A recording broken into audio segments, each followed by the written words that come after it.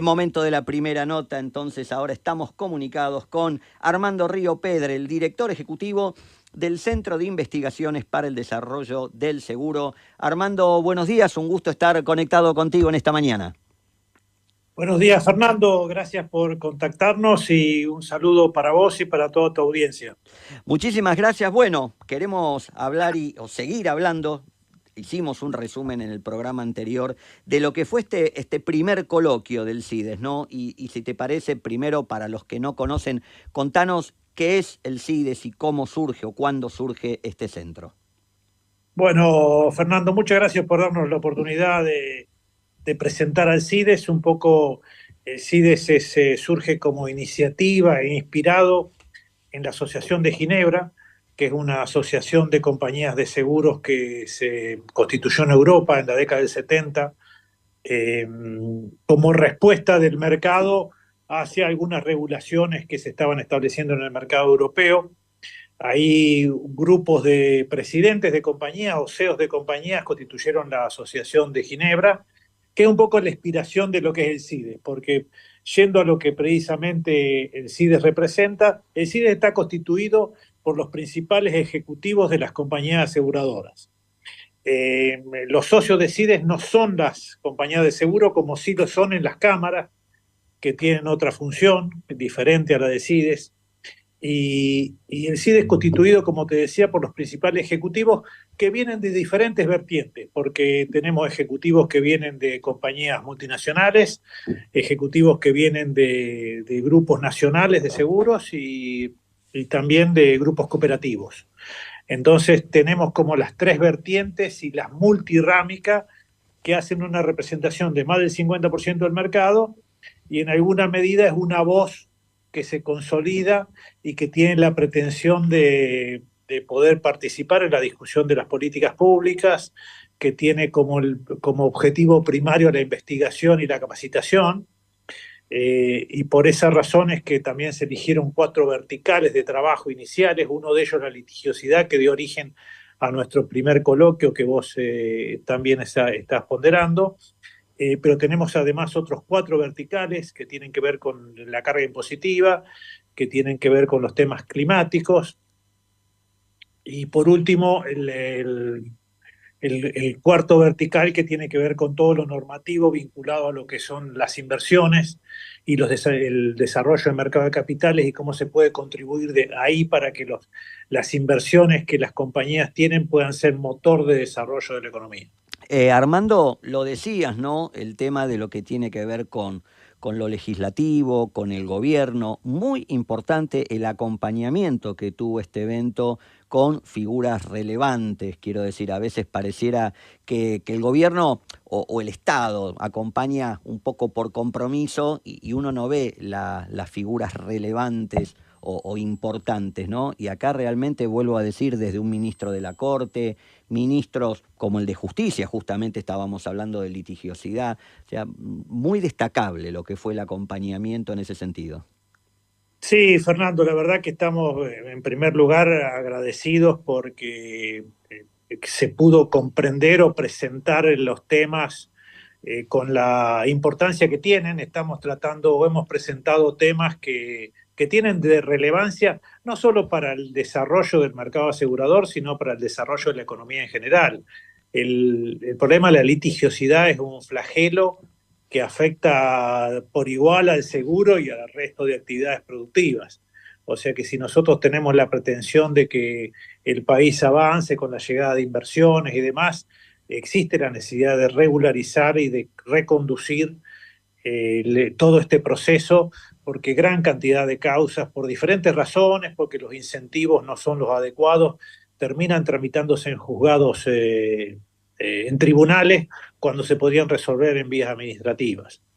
La vocación del seguro en ese caso y la convocatoria de las autoridades, como bien vos mencionás, este es un tema para resolver en conjunto.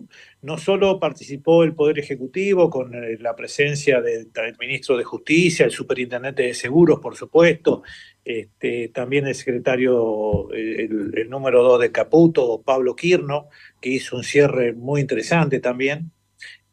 También afecta al Poder Judicial, porque el Poder Judicial recibe y tiene que tramitar todas estas causas que hacen que el servicio de justicia llegue tarde, que llegue de manera no apropiada para lo que es el reclamante o el asegurado o el tercero involucrado.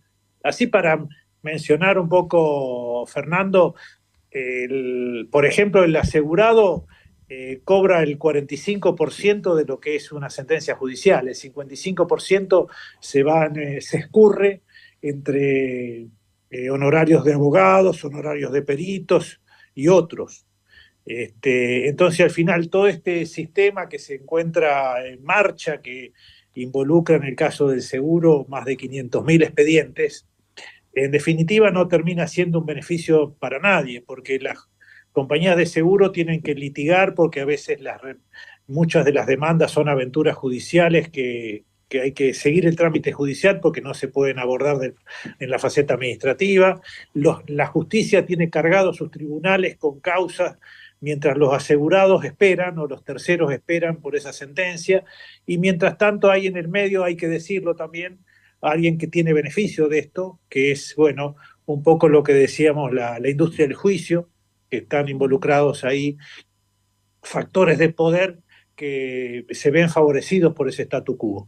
Entonces, es un problema central, hicimos el esfuerzo de presentarlo en sociedad y fuimos muy bien acompañados. Estamos muy agradecidos por eso, mismo desde la Corte Suprema, con el discurso inicial de uno de los ministros de la Corte, el doctor Lorenzetti. Que fue bastante claro en lo que es el contrato de seguro y cómo el contrato de seguro tiene que ser interpretado. Pero bueno, eso es un poco el motivo por el cual este primer coloquio tuvo esa trascendencia y tuvo ese acompañamiento, porque creo que hemos podido presentar los temas de una manera clara y que tienen un sentido de urgencia. Debo decirte que nos sentimos acompañados por los tres poderes y que ya hemos recibido en el CIDES algunos primeros proyectos de ley atendiendo algunos de los temas que nosotros pudimos presentar. Ahora sí, no, por favor, continúa. No, también debo decirte que la contribución de las cámaras, porque no solamente en la solución del problema está el Poder Legislativo, el Ejecutivo y el Judicial, sino que el sector seguros también quiere hacer su aporte. Las cámaras tuvieron un espacio relevante en el coloquio, presentando un bloque bastante importante con buenas prácticas, de que participó también el superintendente, donde las compañías presentan lo que están haciendo y lo que van a seguir haciendo, sobre todo con la incorporación de tecnología, para asegurar que las retribuciones devenidas a partir de los siniestros lleguen rápidamente a los asegurados. Claramente, y acá estaba haciendo un repaso de algunos de los temas, importa cuando no es un tema de un planteo del mercado hacia autoridades o funcionarios que escuchan, sino que son las propias autoridades o funcionarios que en su discurso reconocen algunos problemas serios y graves. Lo escuchaba al doctor Parrilli, presidente de la Cámara de Apelaciones en lo Civil, el que más analizo particularmente casos en la semana de la Cámara Nacional, cuando yo le cuento a los oyentes que me leo los 80 fallos de la Cámara Civil, de accidente de tránsito, con bicicleta, con moto, todo eso. Bueno, el que estuvo fue el presidente de la Cámara Nacional de Apelaciones en lo Civil, hablando de los problemas del tránsito, cuando vemos autos que llevan un bidón de nafta en el techo o una garrafa, no un equipo de GNC, los problemas viales. Después esto, ¿no?, que también dijo la doctora Fabiana Compiani, el 45% del costo final de ese juicio es lo que realmente llega a ese damnificado. El doctor Pablo Pesie, del Instituto Argentino de Salud Médica, un tema archi mencionado y conocido, la falta de unicidad de criterios en las pericias médicas y cómo puede ser que el perito cobre en función de lo que él determina como incapacidad. Dijo, por ejemplo, el superintendente de riesgos de trabajo, ¿no?, cómo la ley de riesgos de trabajo, que venía a cambiar muchas cosas, de repente tendría que haber bajado la litigiosidad, y con esta industria del juicio volvemos a tener los mismos juicios laborales por todo el problema de la falta de nombramiento de las comisiones médicas y mucho más. Pero me quedó, entre otras cosas, que el presidente de la Cámara de Diputados, el doctor Martín Menem, coincidió en que había un clima para el recambio integral de la legislación del seguro que ya está a punto de cumplir 50 años y que claramente requiere de un ayornamiento inmediato. Sí, ahí Fernando ya se visualiza, porque también, como decías en la exposición del presidente de la Cámara de Diputados, de Martín Menem, pero también eso se visualizó en el bloque donde participaron los legisladores moderados por Bernardo Sarabia Frías, donde estaban representados todos los bloques de todas las fuerzas políticas. Eso para nosotros es importante porque la problemática de seguro es una problemática que es transversal y es un tema que tienen todas las corrientes políticas, tienen que participar porque es una solución integral, por supuesto. En el pasado, Fernando, se han presentado aproximadamente 30 proyectos en el Senado de la Nación en los últimos 10 años de modificación de la ley total o parcial de la ley de seguros. Y misma situación se dio en la Cámara de Diputados con aproximadamente 30 proyectos presentados en los últimos 10 años. Ahí lo que nosotros pensamos que tenemos que aprovechar esta corriente que se generó a partir de este ámbito de debate y empezar con los cambios. Y los cambios pueden ser totales o parciales o posibles.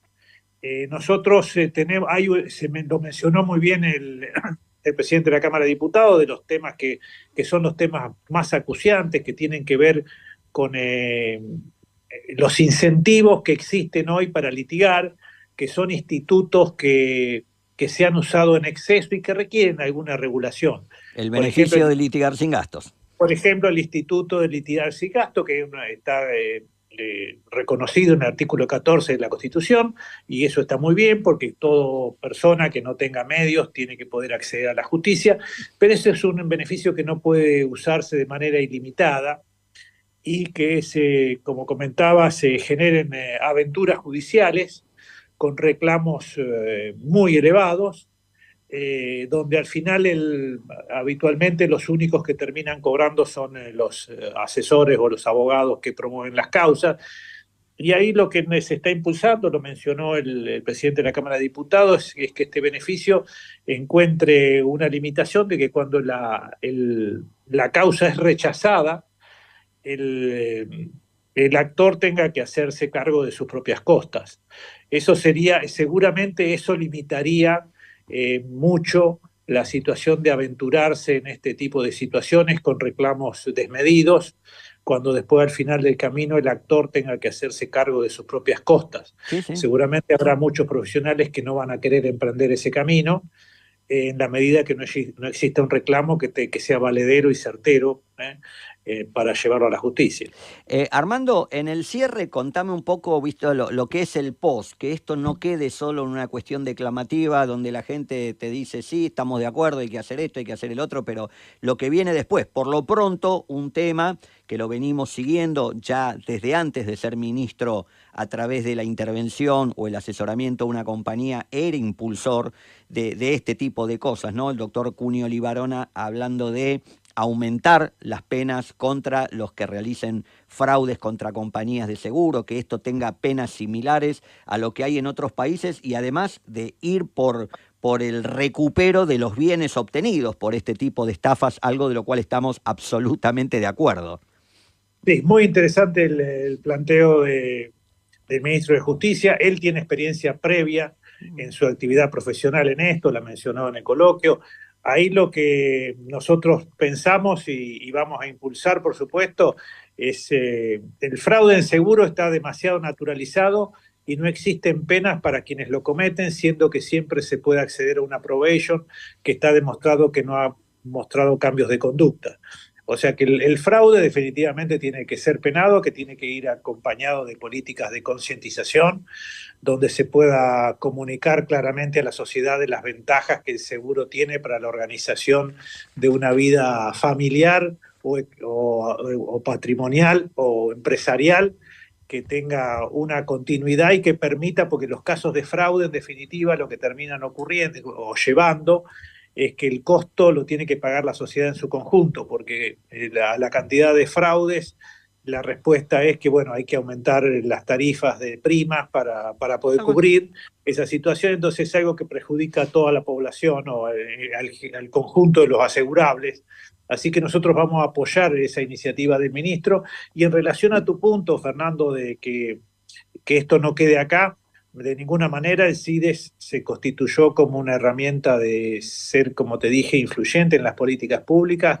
Estamos trabajando con un equipo ya para poder discutir con los abogados, con abogados y con los proyectos que vayan presentando los legisladores. Como te comentaba, ya hemos recibido el primero para analizar, que también está siendo analizado por las cámaras. Así que nosotros tenemos el impulso y esto como un punto central de nuestra agenda. O sea que la resolución de este tema es un tema en el cual vamos a estar involucrados y le vamos a dar continuidad, y quisiéramos poder tener para el año que viene o cuando tengamos nuestro próximo coloquio un detalle de los avances que en su conjunto hayamos podido lograr, tanto en el ámbito judicial como en el ámbito legislativo y también como en el ámbito de la Superintendencia de Seguros, donde también estamos trabajando con el superintendente en iniciativas que tienen que ver con su actividad de regulación. Queremos un mercado que sea regulado, que cesen los embargos, porque las compañías cumplen con políticas de capitales y de cobertura, que no deberíamos eliminar ese instituto de los embargos preventivos, que finalmente llevan a constituir una doble reserva a las compañías, tanto la reserva de siniestros pendientes, por un lado por el juicio que llega, y después por otro lado embargando los activos de la compañía que no le permiten seguir liberando pago a los asegurados. Coincidimos con todo, desde ya saben que cuentan con nosotros tanto para difundir aquellas propuestas y seguramente vamos a participar en cada coloquio que nos planteen. Acá hay muchos amigos que están escribiendo desde Córdoba, ojalá se pueda avanzar con lo planteado. También nos escribe la doctora Laurencia Clara desde Mar del Plata, una amiga que coincide con este tema, ¿no? De este problema de los peritajes. Bueno, hay muchas opiniones, sin duda que el mercado le interesa que esto se pueda seguir analizando y desarrollando. Armando Río Pedre, director ejecutivo del CIDES, gracias por haber sido parte de nuestra emisión de hoy y te deseamos un muy buen fin de semana. No, muchas gracias a ustedes, Fernando. Muchas gracias por el espacio que nos dieron para que nos conozcan. Muchas gracias. Gracias.